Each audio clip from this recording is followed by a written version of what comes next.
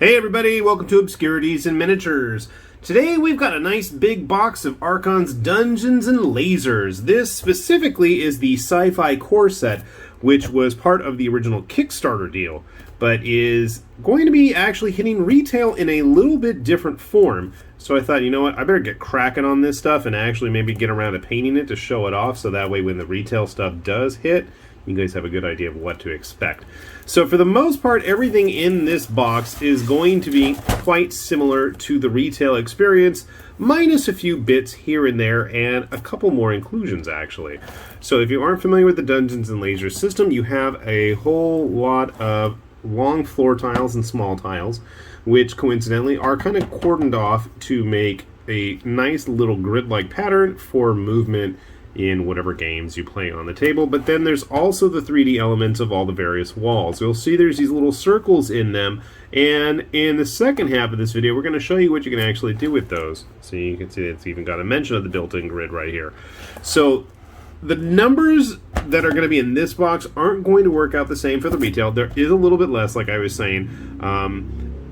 I don't know if it's going to be a huge substantial amount. I will try to compare them when I get the chance, but the most important thing, I think, is that once you've got all this stuff, it's very bare bones in terms of you just got the empty rooms. You're going to have to populate it with everything yourself. And I think that's one of the cool things about the new retail versions is it actually has those sci-fi element sprue terrains in there as well. I think that's a huge plus. But let me show you what's inside here. So while you can build this in a very 3D sense and build up, for me it's not financially advisable, but for doing, you know, floor plans and stuff, it's pretty awesome. Now my first thought upon seeing this stuff was to put it to work in Star Saga. And I know actually there was a whole set when Archon was doing their Wolfenstein 3D board game of Rampart style terrain that was going to be used for the board. So yeah, there were walled sections for mainly rooms, but then like a lot of the hallways were just these long, oh no, that's a wall. I was going to say long floor tiles. That's not a floor tile. That's a long wall tile. Interestingly enough, both sides of these are going to be a little bit different. So you can see here there's like this pattern, and then there's a little bit different pattern on the other side. So both sides have patterning. They are not exactly the same. I don't know if that's going to be a huge issue for people. Maybe for some, but not for others. And you do have a couple of doorways. I know there were some issues with getting the doors, like physical doors, to sit in the doorways. They modeled something or other. I'm not interested, so I didn't really follow that, but I know it was a big hassle, and I'll let you catch up on that. So for the most part, the screws are all the same. You can see we've got quite a few nice wall sections. We've got plenty of connectors. If you have any of the rooms, you're going to have even more connectors, but having too many connectors is never a bad thing necessarily, is it? And then there's even, you know, a couple more on the screw itself. Let's find those floor tiles. There we go, finally. Like I'm searching and searching. These are where the real treasure's at. Because to me, these are what you're really going to need, is the floor tiles. So each of the sprues has 2 of the long and then 3 of the short. That is a wall. See, that's how you can tell. And then you can see they have the demarcation sections for where you're going to attach those connecting points. Not a whole lot different here. You do get more variety if you pick up some of those room packs. I don't have any of the sci-fi room packs actually. And then here's those little plugs. Cool thing is, with the terrain sets, they have little fancy doodads you can plug in of various sorts. So once I get this stuff all cut out and clipped off and attempted to be clean, I'm going to grab some of those little doodads to decorate our layout and give you guys a good look at it. But it's going to take me a while. That's the only real downside to me, is the thickness of the parts necessitate big, thick sprues, which means big, thick clippers are going to be needed, and I'm going to be whittling away and chopping away at these, trying to get them all cleaned up. That is my one thumbs down, but I don't know how else you can do it. I think, you know, it was the same issue with like Mantic stuff. And it's still, you know, you have cleanup time for things like battle systems stuff, so you take the good with the bad, I guess. So sit tight, we'll get it all cut out, and we'll show you what we can do with it. Alright, after much much physical exertion trying to cut and clean all these parts, I've got everything all set to go here. And kind of grab some chunks for the purpose of kind of showing you guys what to expect from... That's not where I was going to put that. Let's go right here then. So this layout right here is actually how many floor pieces you would get if you were to pick up one of the new starter sets. Okay, so it doesn't look like a whole lot, but again, it's a starter to, you know, get you started. Now that's not all that's actually in the core set, bear in mind, okay? This is just a starter set worth of floor tiles. Now obviously, a core set, I actually went and double checked, it's almost double that. So as we start to expand the floor here, and run out of room on camera, that's going to be your biggest challenge, I think, is just the amount of floors that are going to be necessary if you want to have a very densely populated dungeon right off the bat. To me, I think the advantage of the starter set versus the core set is the fact that you're going to get all that extra terrain bits included. The thing that it's really going to be lacking are these extra long pieces. Of course, if you're able to get a hold of both a core set and a starter, or multiple cores, you're going to have an absolute plethora of tiles to build with. And then if we start adding in the walls, I think the walls are the other area you're going to run into issues really quickly, is that you're not going to have enough to have everything fully enclosed. And I'm sure a lot of people out there are going to want to have everything fully enclosed. So that's something to keep in mind as well. Put a couple of connector bits over here. Yeah, there's no way I'm going to be able to enclose everything, but... Well, I guess I could if I wanted to start mixing in some of the fantasy terrain that we've got as well. And if you're not sure how these actually go together, you have all of the little plugs on the bottom. Set one in. This is a floor connector. Slide it in there. Push them all down. Make sure you have really, and I mean really, cut these and clean these as flush as can be. I did not do this one, obviously, because otherwise things like to jut out. And you want your floor, if done correctly, it will sit totally flat, totally flush. And honestly, that's what we really want, right? I know we were talking the other day about possible uses for this. Obviously, this is going to be a lot more interior based, with the very obvious industrial look. So far, at least, I'd say just about all of the Dungeons and Lasers terrain has been more for the indoors type areas. Throw in a couple of the wall connectors, if I can get you to fit. Which it doesn't seem like you want to. Random fantasy piece in there. That is now trying to escape underneath. That's what happens when you don't get things sitting flush. Here, we'll go ahead and connect that. So I think even with just a single core set, or maybe like 2 starters worth. Come on, you stinker. There we go. Get in there. Stay in there. I think you have the nice beginnings of a nice indoor arrangement. Of course, I don't know many DMs or game players who would be satisfied with just a single box. It seems most people who go all in on this kind of terrain tend to go really hog wild and pick up as much as humanly possible. So, you know, they're going to have a whole lot more to operate on than me. But we were talking probably with a single box. Games like, we were talking about, what was that old game? Snapshot and Traveler stuff. We were thinking those kinds of rules might make for some interesting choices, especially with the sparse play area, like the interior of a ship or something like that. I think that might be a cool locale to try playing in. Come on and get in there, dude. Okay, that's why we don't do that ahead of time, I guess.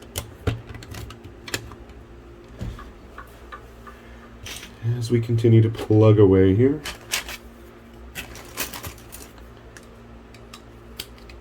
You can cheat and use the full floor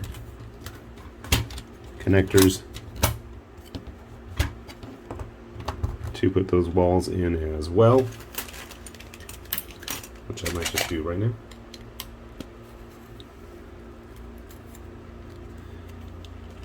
So I think you can see here, we're starting to get some nice little choke points, and I probably should...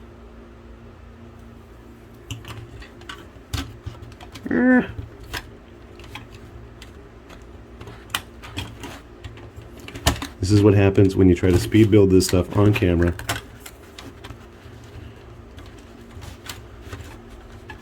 And try to find the connecting port. Come on. There we go. We can do it.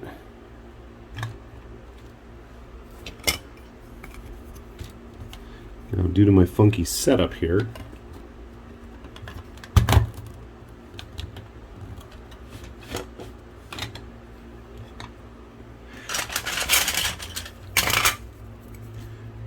stick a wall right there just to kind of mix things up, and obviously if we wanted to cordon that off in an actual game, we could do that. I have a weird setup over here. Let's put in some floor tiles to connect everything. So you could totally put in an assortment of... Oh, that's not going to work now because it's a wall piece there. Blech. Should have known better. So honestly, what you really need is, and I haven't really showed this off yet, is all the fun bits that start to connect and get added in on the walls. Like if you want little purity seals or alien tentacles, and most of this stuff was originally stretch goals in the Dungeons and Laser Kickstarter campaigns. And you don't want to go on the wall now? How come? Not cool. I'll put you in the floor then, I guess. It can fit there at least.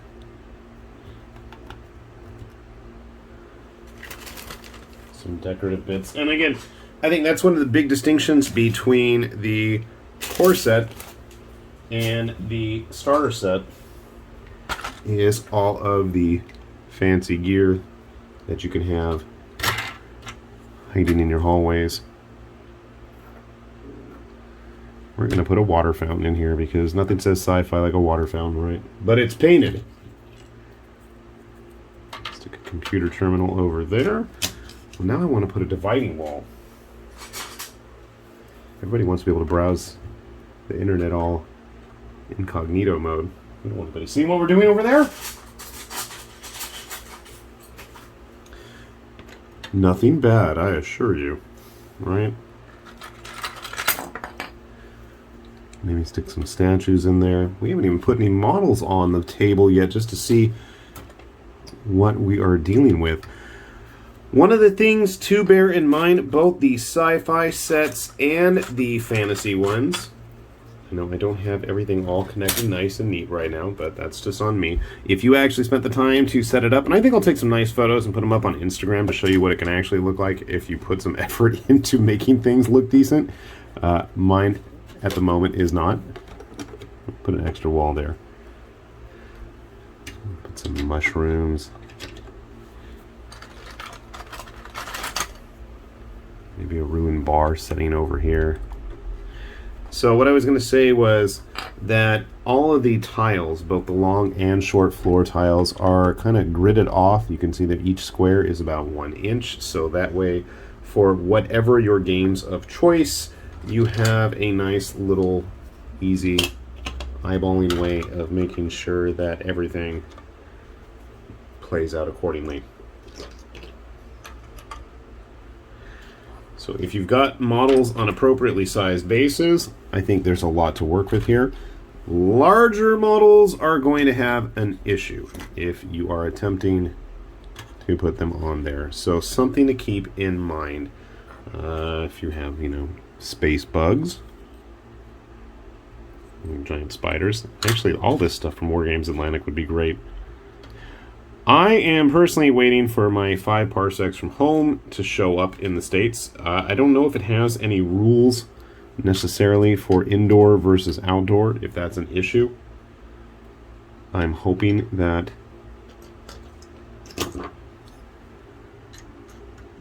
with some of my smaller base models, like some of the Gale Force 9 Xenomorphs, or like what they call the Viren, I thought these might be fun to play around with.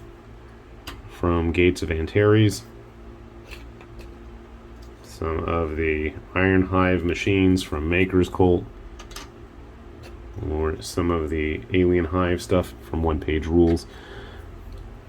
Or whenever they get around to it, as I'm hunting for the model I had handy for that very reason, whenever we see Archon go in on their Staraside game, one of the first plastic models that they had actually made was their Necromancer. Of course, he barely fits on those squares. Throw some Verge of War guys in there. Very cool space pirates. But yeah, I think once you start getting all the fun little pieces, and especially once things start getting painted, I think that's when this stuff really starts to come alive. Throw a skeleton with the terrain.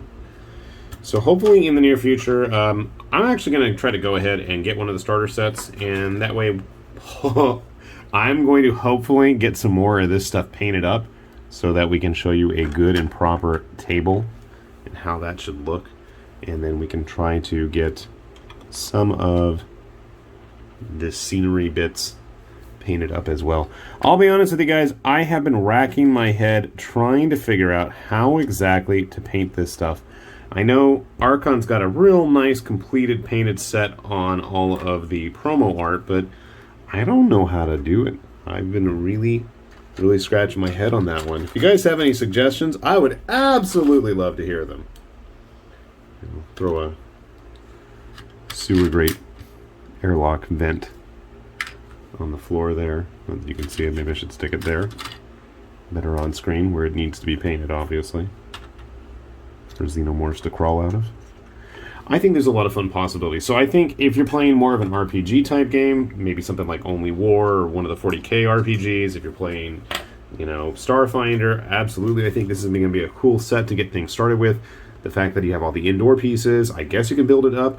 I don't know if I would necessarily use it for building massive interiors unless I had tons and tons of tiles to work with, and the rate I'm going, and if the prices continue to stay at what they are. I notice Miniature Market actually has some of this stuff in stock now as of me filming this, so you might want to take a look at that. I can definitely see getting it starting to build up. I know that Archon also has their Rampart terrain for that, but to me the Rampart stuff is way more geared for the wargamer crowd, where I feel like the Dungeons and Lasers stuff is more on the tabletop RPG, where they're going to be kind of in a more intimate setting versus the whole stinking battlefield with everything laid out in front of them. So I think if you're looking at it from a gaming standpoint, if you have a very small scale gaming area that you want to be focused on, this stuff is the way to go as I hurl alien hive monsters everywhere. If you're looking for the bigger stuff, I'd say go with the Rampart terrain. If you want the hard plastic, I mean, there are other options out there, but to me, I like to build this stuff. And I like the fact that it's durable, hard, and heavy. I do like the battle systems terrain, but to me it's a little soft, and I'm always afraid I'm going to bust it and break it, whereas this stuff, I'm just like flinging it and it's fine. So I will put a link down below to Archon's website. Take a look at their store there. But honestly, more importantly, I'd say start looking online, because it looks like this stuff is actually hitting distribution. Like I said, when I started filming this, I noticed that Miniature Market just put up a lot of the actual terrain sets for retail, and who doesn't want more of this stuff, right? So get it while it's going good. With that said, this has been High Lord Tamberlane with Obscurities in Miniatures, saying thanks for watching, and we will see you back here soon. Bye-bye.